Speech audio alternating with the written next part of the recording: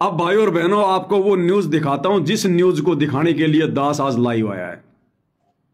अभी तक तो परमात्मा कहते हैं ना कि एक भूमिका सी बनाइए, भूमिका सी, ताकि आपको समझ में आए कि असली माजरा क्या है। अब आपको भाई और बहनों वो न्यूज दिखाते हैं। इन्होंने जो याचिका लगाई थी चंडीगढ़ हाई कोर्ट में, सतगुरु रामपाल जी परमेश्वर जी की तरफ से जो माफीनामा पेश किया था कि जी हम सतलोक आश्रम वाले और हमारे गुरु जी संत रामपाल जी, हमने बरवाला कांड में जो भी कुछ किया या इस हार कोर्ट में हमने जो कोर्ट की अवमानना की, हम उसके लिए माफी मांगते हैं। हमें पछतावा हो रहा है, हमें माफ करो जज साहब, हमें माफ करो, हम पर रहम करो, दया करो। तो जज ने वो याचिका स्वीकार कर ली कि भाई बाबा रामपाल माफी मांग रहा है, और पूरे हरियाणा में न्यूज गई, गली गली में लोग चर्चा कर रहे हैं, देख लो रे बाबा रामपाल ने माफी मांग ली। हम कह रहे थे ना कि बाबा रामपाल ये गलत है, लोगों को बोलने का मौका दे दिया, और ये महम 24 चौराहे पे बाबा रामपाल को सम्मानित करवा रहे हैं। अरे घर घर में तो बेइज्जती हो रही है और तुम वहां पर चौराहे पे उनको सम्मानित करवा रहे हो। ये ड्रामेबाजी है, ड्रामेबाजी। तो जज ने भाई और बहनों वो याचिका स्वीकार कर ली और कहा कि इस याचिका का जवाब हम 2-4 दिन में देंगे। तो कल भाई और बहनों 10 तारीख को, आज है या कल है 10 तारीख, ये आ गया। कोर्ट ने फैसला दे दिया कि हमने बाबा रामपाल को माफ कर दिया, क्योंकि बाबा रामपाल ने माफी मांग ली। अगर ये माफी बाबा रामपाल पहले मांग लेता तो इतने कोर्ट में चक्कर ही नहीं काटने पड़ते उनको, हम पहले ही केस को रफा दफा कर देते। तो जजों ने बाबा रामपाल पर रहम करते हुए, उनकी उम्र का हवाला देते हुए कि बाबा रामपाल 75 साल का हो गया, बूढ़ा हो गया, हमें इनकी बुढ़ापे पर रहम आ रहा है, तरस आ रहा है, हम बाबा रामपाल को माफी देते हैं। इन लोगों ने जमकर गुरु को मानुष मानकर ढंग से बेइज्जती करवाई है। ये नव भारत टाइम्स की न्यूज है और हरियाणा के हर अखबारों में कल आपने देख ली होगी, आज के अखबार में देख लेना क्या न्यूज आई है। और इस न्यूज के माध्यम से भाई और बहनों, परमात्मा ने एक गहरा संदेशा संगत को भेज दिया, क्योंकि असली संदेशा ये आश्रम वाले तो संगत तक पहुंचाएंगे नहीं। ये तो केवल अपने मतलब की चीजें संगत तक आने देते हैं, बाकी खा जाते हैं बीच में। बाबा का ओरिजिनल आदेश तो संगत तक आने नहीं देते। अब बाबा रामपाल तो बाबा रामपाल है भाई, सबका बाप है। इन चंद आश्रम वालों के द्वारा अगर उनको मानुष मान लिया जाएगा तो क्या बाबा रामपाल की समर्थता में कोई जो है कटौती हो जाएगी क्या? अरे भैया वो तो बाबा ही रहेगा। बाबा यानी परमात्मा, सबका जनक, बाबा उसको कहते हैं। बाबा जिसने सबको उत्पन्न किया, पूरे संसार को, तो वो बाबा तो बाबा ही रहेगा और बाबा ही है। अब इस न्यूज के माध्यम से भाई और बहनों, परमात्मा ने जबरदस्त संकेत दे दिया संगत को, जबरदस्त। जो बातें दास ने वीडियो की शुरुआत में कही थी कि अब दया धर्म का खेल खत्म, वो डेडलाइन बाबा रामपाल ने समाप्त कर दी इस न्यूज के माध्यम से कि बच्चों अब आगे का समय, तुम जीवोगे या मरोगे, सफल होगे असफल होगे, अब ये तुम्हारी मर्यादाओं पर निर्भर करेगा। जैसी तुमने बीज डाला था भक्ति पर, वैसी फसल तुम काटोगे। अब अपने गुरु से कोई उम्मीद मत करना किसी प्रकार की, कोई भी। गुरु ने अपनी तरफ से आशीर्वाद देना बंद कर दिया। अब समय सीमा समाप्त हो चुकी है। जिस प्रकार एग्जाम का टाइम पूरा होने के बाद में घंटी बजा दी जाती है, सबकी आंसर शीट ले ली जाती है, फिर कोई कुछ नहीं लिख सकता। तो बाबा रामपाल ने अब वो समय सीमा समाप्त कर दी है। ये बातें आश्रम वाले संगत को नहीं बताते, लेकिन परमात्मा ने अखबार के माध्यम से संकेत कर दिया। संगत नहीं समझ पाई, परमात्मा ने अपने बच्चों पर दया करी और इस न्यूज को पढ़ते ही समझ लिया कि गुरु जी का क्या संदेशा है। तो दास आपको ये विस्तार से समझाएगा, आपको बाकी न्यूज भी दास बीच बीच में आपको पढ़ाएगा। मेन पॉइंट आपको मैं यहां दिखा दूंगा स्क्रीन पर। और ये जो न्यूज है, इस न्यूज की लिंक मैंने ऊपर टाइटल में डाल दिया, देख लेना भाई। इस वीडियो के ऊपर जो टाइटल है ना, उसके नीचे नीचे इसका लिंक दिया हुआ है। ये पूरी न्यूज देख लेना आप जी। दास आपको पढ़ा रहा है कि क्या कोई संदेशा बाबा रामपाल ने हिसार जेल से दे दिया है। अगर कोई समझ सके तो समझ जाना, नहीं तो दुर्गति तय है। तो सबसे पहले तो आपके सामने है नव भारत टाइम्स। हिसार जेल में बंद रामपाल ने 11 साल बाद पंजाब हरियाणा हाईकोर्ट से माफी मांगी। अब ये न्यूज हरियाणा में जा रही है। अरे क्या सोच रही होगी दुनिया, और तुम जयकारे लगवा रहे हो उन गांव वालों का पानी निकाल के झूठे, यो भगवान आ रहा है, यो भगवान आ रहा है, और इधर घर घर में बाबा रामपाल की तुम लोगों ने बेइज्जती करवा दी। हिसार जेल में बंद रामपाल ने 11 साल बाद पंजाब हरियाणा हाईकोर्ट से माफी मांगी। जानिए क्या था वह मामला। पंजाब हरियाणा हाईकोर्ट ने स्वयंभू धर्मगुरु संत रामपाल के खिलाफ अदालत की अवमानना का मामला बंद कर दिया। यानी हिसार की कोर्ट में एक न्यायालय की अवमानना का मुकदमा चल रहा था। जब गुरुजी हिसार की कोर्ट में गए थे 2014 में, तो इन आश्रम वालों ने वकीलों के साथ में झगड़ा कर दिया था। वकीलों ने मीटिंग करके और कोर्ट में अर्जी लगा दी, वो मुकदमा गुरुजी के ऊपर ठोक दिया गया। क्योंकि ये राष्ट्रीय समाज सेवा समिति के जो कमांडो थे, इन्होंने गुरुजी की सिक्योरिटी की जिम्मेदारी ले रखी थी। ये ठेकेदार बने हुए थे गुरुजी के बॉडीगार्ड। इन्होंने वकीलों के साथ में झगड़ा कर लिया और वहां मुकदमा लग गया। वो मुकदमा लग गया गुरुजी के ऊपर। तो कह रहे हैं कि 2014 में हुई हिंसा की घटनाओं के लिए अदालत से माफी मांगी है।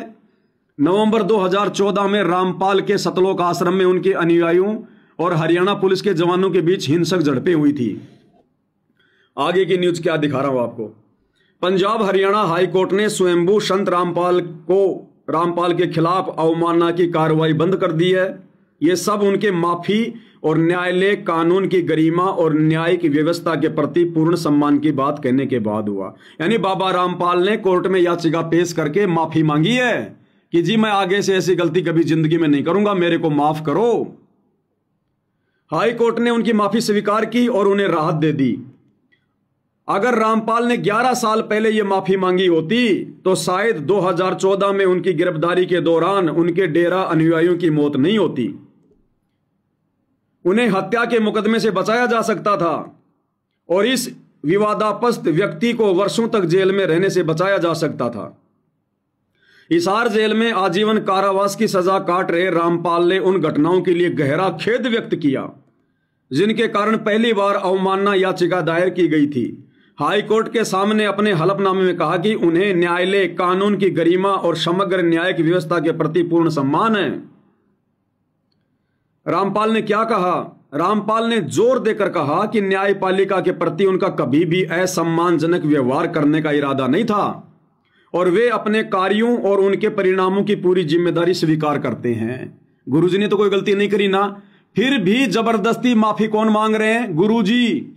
जबरदस्ती गलती स्वीकार कौन कर रहे हैं? गुरुजी। क्यों? जो मैं पूत कपूत हूं बहुर पिता को लाज। अरे बेटा चाहे कितना भी निकम्मा क्यों ना जाए, अंत में बाप को ही नीची गर्दन करनी पड़ती है, माफी मांगनी पड़ती है। इन आश्रम वालों के कुकर्मों की, अपने परिवार के कुकर्मों की, इन कोऑर्डिनेटरों के कुकर्मों की जो बरवाड़ा कांड में उन्होंने किए, आज गुरुजी सरेआम दुनिया के सामने, कोर्ट के सामने माफी मांग रहे हैं। दुनिया के सामने हलफनामे में कहा गया है कि मैं दुर्भाग्यपूर्ण परिस्थितियों के लिए सचमुच पश्चाताप करता हूं। गुरुजी कहते हैं बरवाला कांड जैसी दुर्भाग्यपूर्ण घटनाओं के लिए मैं पश्चाताप कर रहा हूं। आज मैं बिना शर्त माफी मांगता हूं और इस प्रतिष्ठित संस्थान की दया और उदारता के आगे खुद को समर्पित करता हूं, यानी कोर्ट के आगे। अब आगे गुरुजी क्या कह रहे हैं? 11 सालों में आत्मचिंतन की कही बात, वो आपको दिखा देता हूं। बीच की न्यूज ये है जो मैं पढ़ रहा हूं, जिसका लिंक ऊपर दिया हुआ है, आप जी भी देख सकते हैं। आगे गुरुजी क्या कह रहे हैं? 11 सालों में आत्मचिंतन की कही बात। अब भाइयों और बहनों, ये बात दुनिया नहीं समझेगी।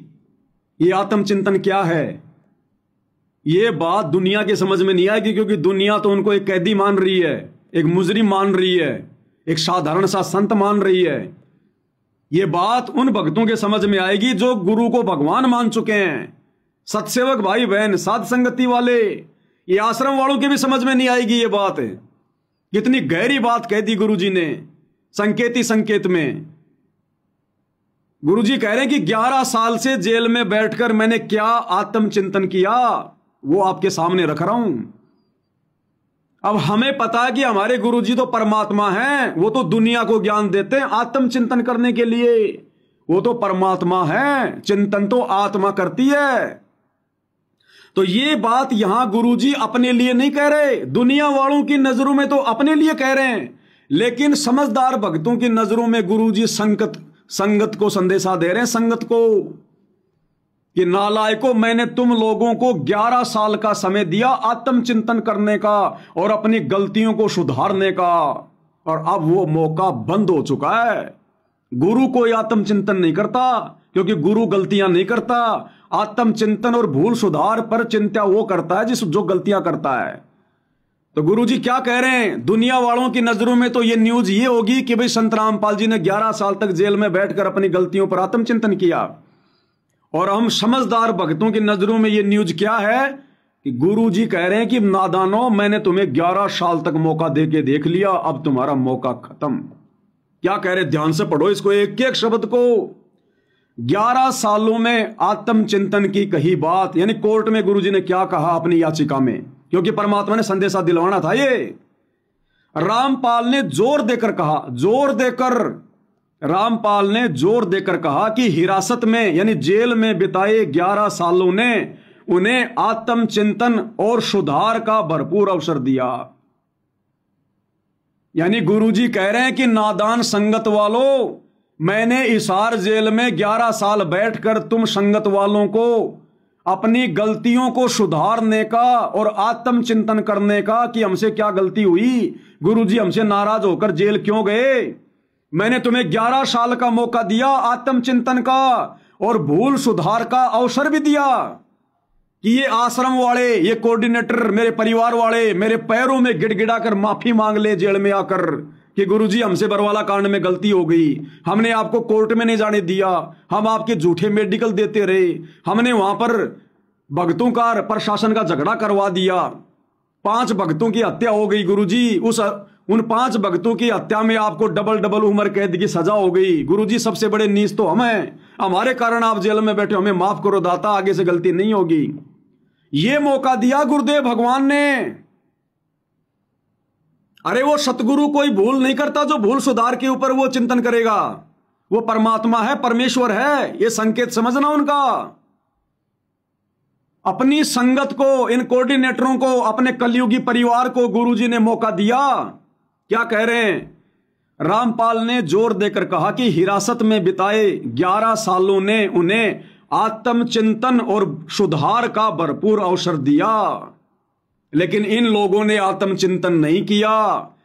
किसी भी भगत ने जो इन आश्रमों से जुड़ा है, कोऑर्डिनेटर, गुरुजी का परिवार, अपनी गलतियों के लिए, भूल सुधार के लिए गुरुजी से माफी नहीं मांगी और बड़ी बड़ी गलतियां कर डाली इन्होंने। रामपाल ने जोर देकर कहा कि हिरासत में बिताए 11 सालों ने उन्हें आत्मचिंतन और सुधार का भरपूर अवसर दिया। उन्होंने इन वर्षों के दौरान अपने अच्छे आचरण को सुधार और सुधार के अपने ईमानदार प्रयास का प्रतिबिंब बताया। भाइयों और बहनों, इस न्यूज का सारांश यह निकलता है कि गुरुजी ने संगत को यह संदेशा दे दिया है कि भैया 11 साल तक मैंने तुम लोगों को मौका देके देख लिया कि कभी तो तुम आत्मचिंतन करोगे कि आज हमारे बाप की ऐसी दुर्दशा जेल में क्यों हो रही है, क्यों हमारा बाप जेल में बैठने को मजबूर है। और इसीलिए गुरुजी बार बार जमानत लगाने के बावजूद भी जज में प्रेरणा करके अपनी जमानत को कैंसिल करवा रहे थे कि ये आत्माएं सुधर जाएं, इनको अपनी गलतियों का आभास हो जाए, ये नाक रगड़ रगड़ के माफी मांग लें और खुद भी गलतियां करने से बचे, नादान संगत से भी गलतियां ना करवाएं। लेकिन इन लोगों ने कोई आत्मचिंतन नहीं किया, कोई भूल में सुधार नहीं किया। तो अब गुरुजी कह रहे हैं, बच्चों मैंने तो 11 साल तुम्हें मौका देके देख लिया, ना तो तुमने आत्मचिंतन किया, ना अपनी तुमने भूल सुधार में कोई तुमने किसी प्रकार का कोई इजाफा किया। तुम तो और बड़ी बड़ी गलतियां कर बैठे, स्टेडियम बना दिया, राजनीति कर बैठे, परशुराम की जयंती में चले गए, गुंडों की सीबीआई जांच करवा रहे हो, जाटों की धर्मशाला बनवा रहे हो, गौशालाओं में चंदा दे रहे हो, अयोध्या में भंडारा लगा रहे हो, दुनिया भर की मर्यादा तोड़वा रहे हो, अपने गले में माला डलवा के सिर पे साफा पहन के तुम सरदार बने फिर रहे हो, दुनिया में तुम इज्जत और सम्मान के पात्र बन के घूम रहे हो, बाप तुम्हारा जेल में बैठा है। आत्माओं के दान धर्म का दुरुपयोग, कभी गुंडों की सीबीआई जांच में, कभी जाटों के आरक्षण में, जाटों की धर्मशाला में। तो गुरु ने डेडलाइन दे दी, समाप्त कर दी समय सीमा कि भैया 11 साल हो गई, मैंने बहुत वो कर दिया, अब मेरी तरफ से मौका खत्म। अब सत्सेवक भाई बहन भी ध्यान से सुन लें भाई, अब गुरु जी अपनी तरफ से कोई मदद नहीं करेंगे। अपनी तरफ से गुरुजी ना तो आश्रम वालों की अब आगे कोई मदद करेंगे। आज के बाद जब से आपको यह संदेशा मिल रहा है, गुरुजी ने अपने हाथ बांध लिए, क्लियर कर दिया कि चाहे सत्सेवक हो चाहे आश्रम वाले हो, अपनी तरफ से अब वे कोई किसी को राहत नहीं देंगे। किसी का अच्छा जीवन होगा, कोई बचेगा, कोई सुख में रहेगा तो उसके अपने संस्कार, जैसी उसने भक्ति करी है, जैसे उसने अच्छे कर्म किए हैं, जैसी उसने मर्यादा निभाई है। और अगर कोई मरेगा, कोई कटेगा, कोई जड़ेगा, कोई भक्ति छोड़ेगा, तो भाई वो उसके कर्म, जैसे उसने भक्ति की है, मर्यादा निभाई है। अब आगे का समय, जैसा आपने बीज बोया है वैसी फसल काटोगे, क्योंकि अब युग परिवर्तन का समय शुरू हो चुका है। 26, 27, 28 इन 3 सालों में गुरुजी ने अपने हाथ बांध लिए। ना किसी के नीचे हाथ देगा, ना किसी के ऊपर हाथ देगा। जो जैसा करेगा वैसा ही पाएगा, जिसने जैसा किया है वैसा ही पाएगा। जिसने जैसा पिछले 11 वर्षों से भक्ति मार्ग पर बीज बोया है वैसी फसल काटेगा अब वो। ये गुरुजी का स्पष्ट संकेत है भाई, ये न्यूज पढ़ लेना, मैंने ऊपर लिंक डाल दिया। अगर इसका दूसरा कोई मतलब निकलता हो तो मेरे को बता देना। जगत के हिसाब से तो इसका मतलब है कि संत रामपाल जी कह रहे हैं कि 11 साल तक मैंने खूब आत्मचिंतन किया मेरी गलतियों को सुधारने को लेकर। अरे सतगुरु क्या गलती करेगा? अरे सतगुरु क्या आत्मचिंतन करेगा? सतगुरु का ज्ञान लेकर तो दुनिया आत्मचिंतन करती है। सतगुरु गलती करेगा तो फिर हमें क्या सतलोक खाक लेकर जाएगा? तो सतगुरु ने अपने ऊपर यह बात कहकर और अब साथ संगति के माध्यम से संगत को स्पष्ट संदेशा दिलवा दिया कि नालायकों, यह संगत के लिए कह रहा हूं मैं। 11 साल हो गए तुम्हारे ड्रामे देखते हुए, और अब ये देखना भाई और बहनों आगे अब क्या खेल होगा। अब ड्रामेबाजी होंगी। पहले सतगुरु थोड़ा बहुत इनके साथ था, सतगुरु का आशीर्वाद था इन आश्रम वालों के साथ। अब सतगुरु ने यह संदेशा भिजवाकर वो आशीर्वाद भी हटा लिया। और जब सतगुरु का आशीर्वाद रहते रहते ये लोग इतनी बड़ी बड़ी गलतियां करते आ रहे हैं, तो अब क्या करेंगे ये? अब तो सारे काम मरने वाले करेंगे, मरने वाले संगत को मारने वाले। और अब हम सत्सेवक भाई बहनों भी बहुत सावधान। परमात्मा ने पूरी भक्ति विधि गुरु को प्रसन्न करने की, क्या मर्यादा है क्या नहीं है, कैसे हम दुखी होंगे, कैसे मर्यादा टूटेगी, कैसे सतगुरु नाराज होगा, सात संगति के माध्यम से परमात्मा ने पिछले 10 वर्षों से पूरे खुलासे करवा दिए। और मालिक ने भरपूर आशीर्वाद दिया हमें, तभी तो हम रजोगुण से बचे, हम तमोगुण से बचे, सतोगुण से बचे। गुरु को परमात्मा मानकर भोग लगा रहे हैं, आरती उतार रहे हैं, मर्यादाओं के लिए इतने चिंतित हैं। सतगुरु ने खूब आशीर्वाद दिया, लेकिन सतगुरु समदृष्टि है। जब अपने हाथ खींच लेता है तो वो सबसे हाथ खींच लेता है। अब आगे हमें सतगुरु ने रास्ता बता दिया है सात संगति के माध्यम से। इसी रास्ते पर दृढ़ होकर चलेंगे तो जान बचेगी, नहीं तो आरती उतारने वाले, भोग लगाने वाले भी अगर गलतियां करेंगे तो मरेंगे आने वाले समय में। यह संदेशा तुम्हारे सामने है। कोई दूसरा अर्थ निकलता हो तो मुझे बता देना भाई। उसकी जूती और मेरा सिर, अगर इस संदेशे का दूसरा कोई मतलब निकलता हो तो। हाँ, गुरु को मानुष मानने वाली आत्मा जरूर कहेगी ये तो गुरु जी अपनी गलतियों के लिए कह रहे हैं, क्योंकि वो तो गुरु को मानुष मानते हैं। मानुष तो भाई दिन में 100 गलतियां करेगा।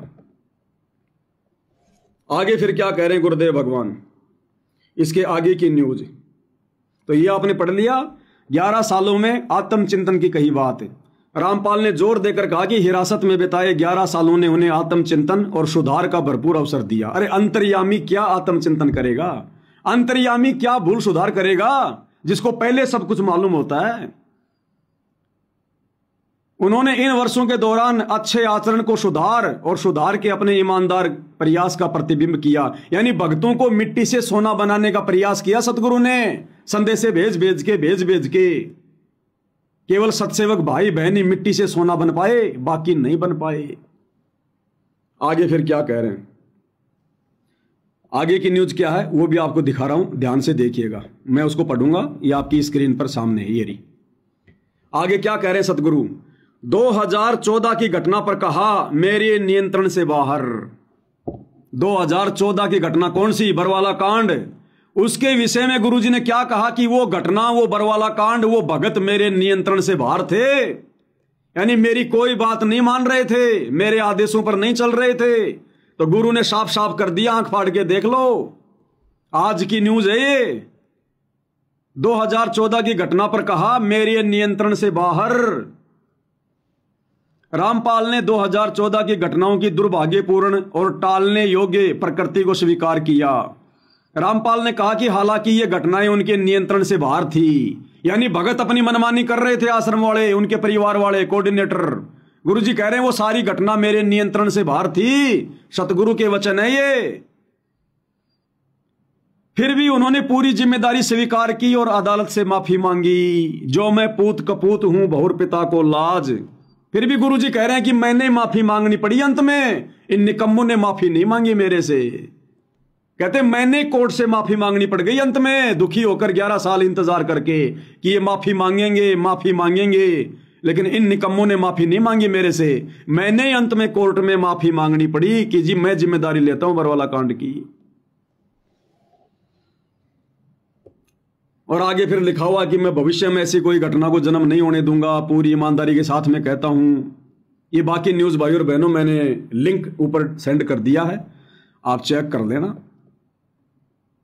समझदार आत्माएं समझ चुकी होंगी कि क्या संदेशा है आज का, क्योंकि दास कोई ऐसी वैसी बातों पर लाइव नहीं आता है।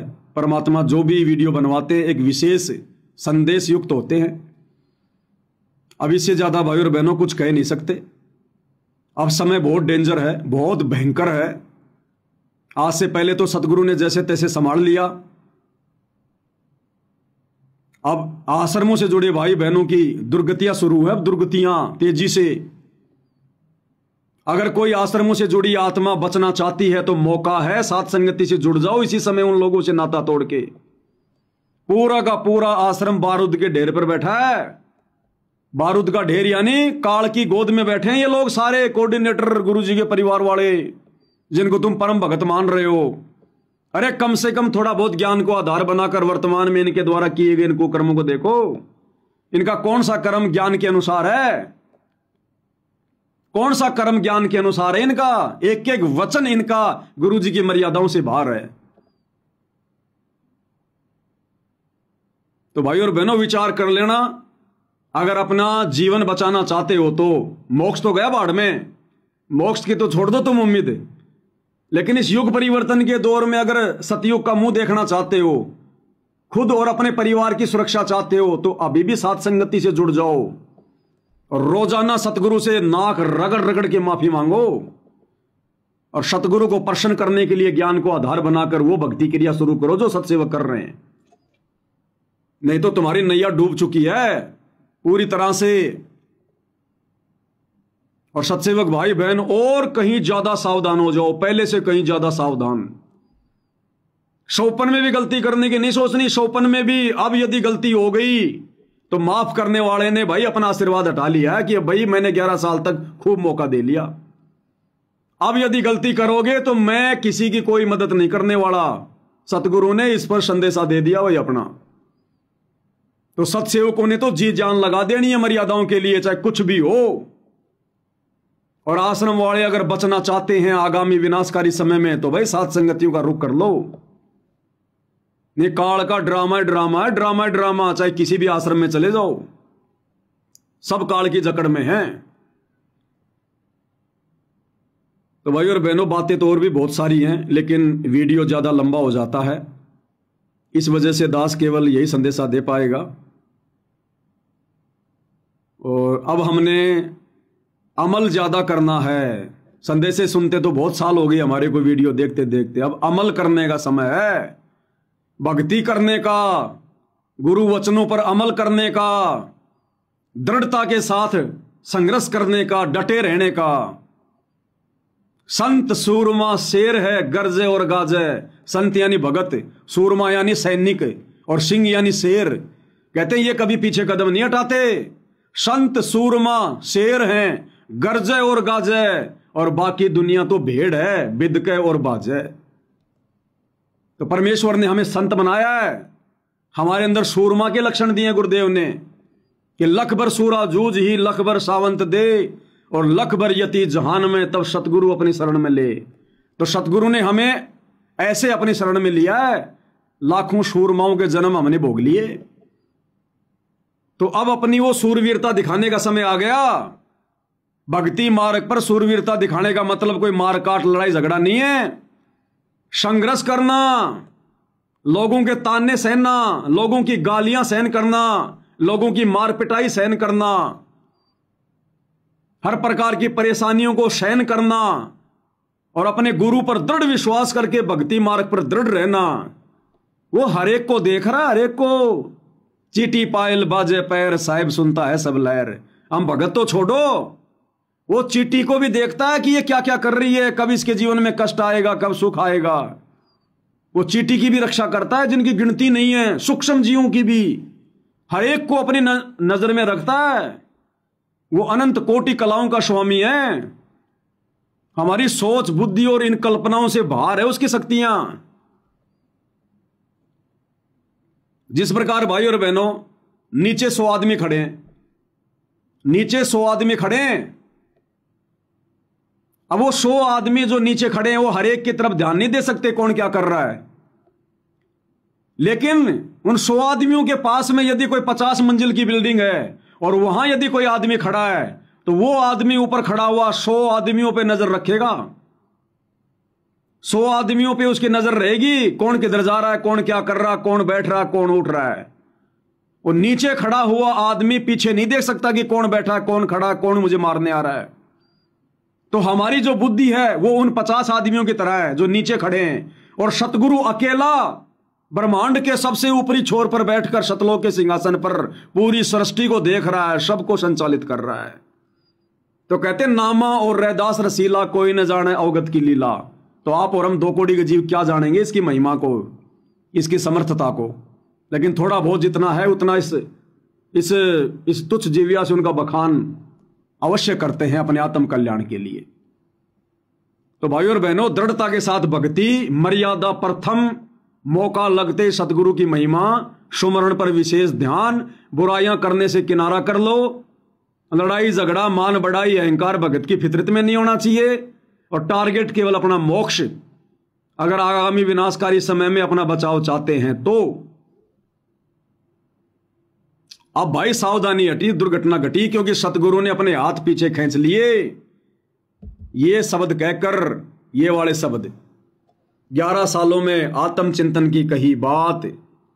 रामपाल ने जोर देकर कहा कि हिरासत में बिताए 11 सालों ने उन्हें आत्मचिंतन और सुधार का भरपूर अवसर दिया। उनको नहीं, हम संगत वालों को दिया सतगुरु ने। और ये आश्रम वाले अपनी हरकतों से फिर भी बाज नहीं आ रहे। तो भाई और बहनों, इनके साथ में क्या बीतेगी, क्या बनेगी, इनके कर्म। अब हम सत्सेवकों ने क्या करना है देख लेना भाई। ठीक है, सतगुरु की महिमा तो करते रहेंगे, लाइव तो आते रहेंगे, वीडियो तो बनाते रहेंगे, लेकिन भाई और बहनों अब वही होगा जो जिसके संस्कार में होगा। अब सतगुरु ने सबके गले में बंधे हुए रस्से छोड़ दिए, अपने सभी उन कुत्तों को परमात्मा ने छोड़ दिया कि जाओ भाई मेरी तरफ से तुम फ्री हो। अब जिसको मैंने जैसी खुराक खाई है वो उतनी पहलवानी करेगा। तो भाई देख लेना। अब अगर बचने का तरीका है तो मर्यादा और भक्ति, मर्यादा और भक्ति, सतगुरु की तरफ मत देखना। अब हाँ, सतगुरु से तो प्रार्थना करते रहो, विनती करते रहो। जो उनके विधि विधान में रहकर भक्ति करेगा उन पर तो सतगुरु नजर बना के रखेगा। बाकी भाई बकवादियों का कहीं ठोर ठिकाना नहीं है कहीं भी।